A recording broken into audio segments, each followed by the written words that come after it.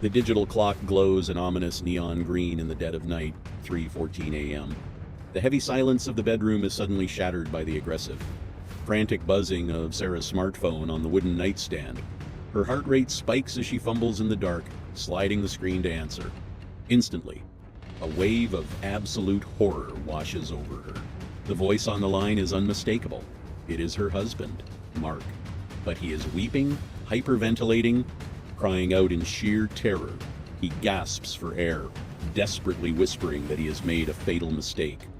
He just hit a pedestrian on the dark highway. And the body isn't moving?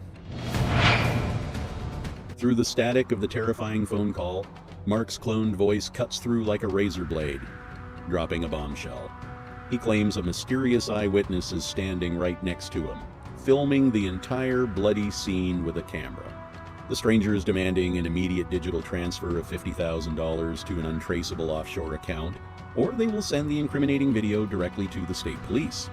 Mark begs Sarah frantically, screaming that his entire life, his career, his freedom will be completely destroyed if she doesn't comply right now. This is a masterclass in scam phone call manipulation, exploiting her deepest marital loyalty to bypass all logic.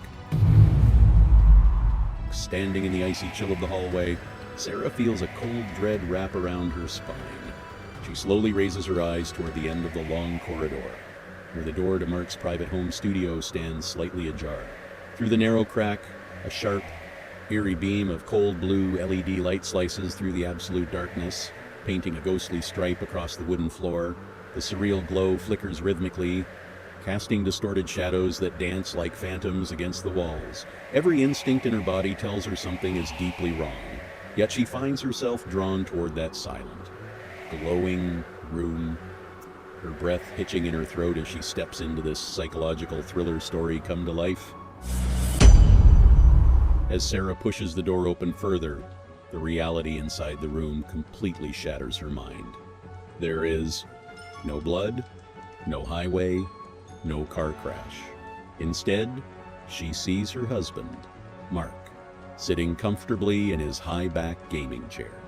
He is wearing a massive professional headset, completely immersed in a vibrant, flashing computer monitor. He is laughing out loud, completely relaxed, joking casually with his online friends. He is actively hosting a massive live broadcast inside a public server, totally oblivious to the nightmare occurring on Sarah's phone. This glaring contrast highlights the vital importance of Discord audio recording safety, where a person's digital presence can be completely detached from their real-world crisis. Sarah stands paralyzed in the doorway, trapped in a surreal twilight zone. She looks down at her phone screen. The call is still active. The timer is still ticking away the seconds. She raises the device back to her ear and hears Mark's desperate voice, crying, sobbing, claiming he is currently freezing in a dark alley, hiding from the police. Simultaneously, she hears the real, physical Mark sitting just 5 feet away from her, saying into his microphone, "All right, guys, let's push for the next level. We are destroying the competition tonight." The psychological friction is unbearable. It is a terrifying display of an AI voice cloning scam, executing a flawless deception in real time. Summoning every ounce of courage, Sarah steps heavily into the room, her voice cracking like glass as she screams his name. "Mark, stop talking right now!" Mark jolts in surprise, ripping his massive headset off his ears, spinning his gaming chair around to face her. He stares at his wife in utter shock, seeing her pale, trembling figure clutching her phone like a weapon. The phone is still broadcasting his own weeping voice into the open room. The real Mark freezes, his jaw dropping as he hears his own voice coming from the device, screaming about a dead body. A direct confrontation in this psychological thriller story. The crying voice from the phone suddenly cuts off, replaced by a harsh, mocking electronic tone. The line goes completely dead. The silence that follows is thick, heavy, and suffocating. Sarah stands perfectly still, the phone slipping slightly in her sweaty palm. Mark slowly gets up from his chair, his eyes darting between the black screen of her phone and her terrified eyes. He holds his hands up in a placating gesture, trying to lower the temperature in the room.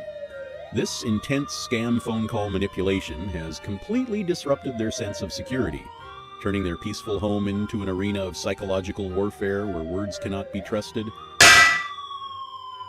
"Look at me, Sarah! I've been right here," Mark pleads, his voice trembling with genuine desperation. He points a shaking finger toward his complex triple monitor setup. "Look at the stream logs. Look at the live chat." "I haven't left this room since 9 p.m. Sarah walks slowly toward the desk, her eyes tracking the glowing lines of data. The monitors reveal a clear, indisputable truth. The live broadcast has been running continuously for 4 hours, with hundreds of viewers commenting in real time. This provides a solid layer of Discord audio recording safety, confirming that Mark's physical body was completely locked inside this room, making it a logical impossibility for him to be on that highway. The technological puzzle pieces begin to fall into place, revealing a terrifying truth. Mark stares at the microphone, a sudden realization striking his eyes. "They cloned me. Sarah," he whispers in horror. He logs into a public Discord server he was using tonight. Someone was in the channel, recording my voice for the last 4 hours. They fed my live speech into a real-time voice generator. This is a terrifying example of an AI deepfake extortion, where criminals no longer need to steal your passwords. They just steal your identity from the open air. The realization that his voice was harvested, weaponized, and turned against his own wife sends a chilling wave of violation through his entire body. A massive wave of profound relief washes over Sarah's exhausted face. The heavy, suffocating weight that had crushed her chest just moments ago evaporates completely. It was all a scam. A brilliant, cruel, digital illusion. She lets out a long, shaky breath, her shoulders dropping as the immense adrenaline rush finally subsides. She looks down at her smartphone, opening her banking application. The digital transfer screen is still loaded, $50,000 ready to be sent with a single touch, with a decisive, firm tap of her finger. She cancels the pending transaction. Deleting the offshore routing numbers, they are safe. The nightmare of the AI voice cloning scam is over. Or so she desperately wants to believe. Mark forces a soft, nervous chuckle, trying to completely shatter the lingering tension in the air. "Man, that was insane," he mutters, rubbing his tired eyes with the palms of his hands. Technology is getting way too dangerous. He gently squeezes Sarah's hand, telling her she did the right thing by checking on him first. "Go back downstairs, babe, get some rest. I just need to say goodbye to my stream chat and close everything down." His words are calm, comforting, yet his eyes remain fixed on the dark window pane behind his monitors. This chilling story reminds us of the true scary stories Reddit users share daily, where horror doesn't come from ghosts, but from the digital shadows. Sarah turns away and walks slowly out of the bright studio, stepping back into the deep, oppressive shadows of the hallway. She begins her lonely descent down the dark, creaking wooden staircase. The cold night air biting at her bare ankles. The absolute silence of the house feels different now. Heavy, loaded with an unexplainable dread. Every shadow seems longer, every corner deeper. Her mind replays the terrifying accuracy of the cloned voice. Wondering how a machine could capture her husband's exact panic so flawlessly, she enters this dark psychological thriller story, completely unaware that the digital illusion she just escaped was merely a curtain hiding a far more physical, terrifying reality waiting right downstairs. Back upstairs in the isolated studio, the calm facade completely shatters. Mark sits frozen in his gaming chair, staring at his primary monitor with wide, bloodshot eyes. A sharp, aggressive notification chime from Discord pierces the room. A direct message window automatically pops up from a completely blank, nameless account. The text reads with terrifying coldness, Your wife is certainly smart. She canceled the bank transfer. But you are incredibly stupid. Mark. Mark's breath locks completely inside his chest, his fingers paralyzing over his mechanical keyboard. This represents a dark violation of Discord audio recording safety, proving the dangerous online predator isn't a random hacker, but an omniscient monster watching his every real-life movement. The confident, charismatic streamer persona drops away entirely, leaving behind a broken, terrified man. Mark's hands shake uncontrollably as he reaches out to click his mouse, aggressively terminating his live broadcast. The bright stream overlay disappears, plunging the room into a much darker, more hostile blue hue. He stands up abruptly, his leather chair rolling backward and crashing into the wall. He ignores the noise, his eyes completely locked on his dark wool winter jacket hanging behind the door. The absolute panic in his eyes confirms this isn't a game anymore. He enters a terrifying psychological thriller story, where the digital lies he told his wife are colliding with a tattered, bleeding reality he can no longer hide. Downstairs in the pitch-black foyer, Sarah walks toward the front door, guided only by the silvery moonlight cutting through the glass. Her foot suddenly brushes against something on the floor mat. She looks down. Mark's heavy winter running shoes are sitting by the entrance, in the pale, natural light. She notices a thick, dark liquid coating the white rubber soles.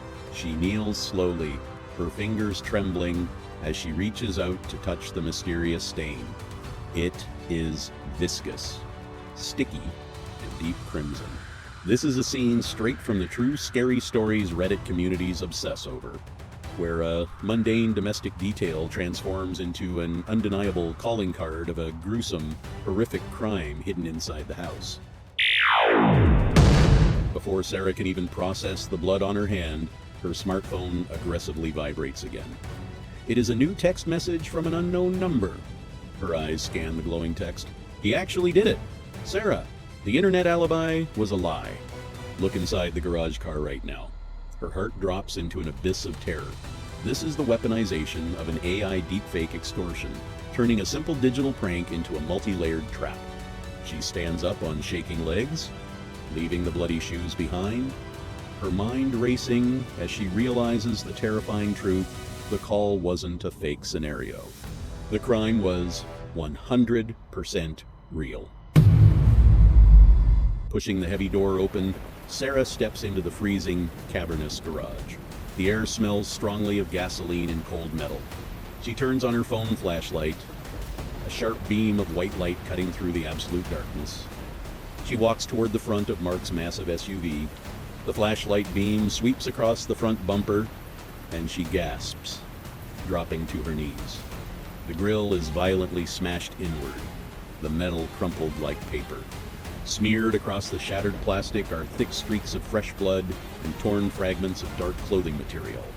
This is a terrifying scene from a psychological thriller story, where the physical evidence completely obliterates the digital lie, proving her husband is a monster. The cold click of the garage door mechanism echoes behind her. Sarah freezes, her breath turning to ice. She slowly turns her head, the flashlight beam shaking violently as it tracks across the dark concrete wall. Standing right at the entrance, completely blocking her only escape route, is Mark. He is now wearing his dark wool winter coat, his hands shoved deep into his pockets. The cold, blue light from the hallway frame outlines his large silhouette, making him look like an executioner. His face is hidden in deep, complete shadow, stripping away any trace of the loving husband she knew. This is the ultimate peak of true scary stories Reddit users dread, where the predator isn't outside, but standing right behind you.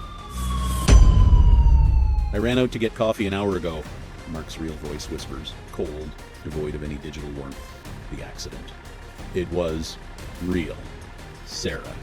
He steps closer, his shadow completely swallowing her. The internet hacker didn't make up the story.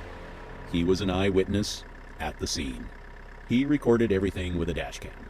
He used my live Discord audio stream to call you, using AI deepfake extortion to force us into a corner. He wanted the money, but more importantly, he wanted to create a permanent digital record of my voice confessing to the hit and run, destroying any legal defense I have. He forced me to create the ultimate voice alibi, turning you into an unintentional accomplice. Suddenly, a piercing, wailing sound cuts through the freezing night air. Police sirens. Red and blue emergency lights begin to flash violently against the frosted garage windows, rotating in a chaotic, rhythmic dance of impending doom. The flashing colors paint their terrified faces in alternating shades of blood red and ice blue. Sarah looks down at her phone one last time as it lights up with a final Discord notification ping. A message from the nameless shadow pops up, displaying a single, terrifying line. Game over. Mark.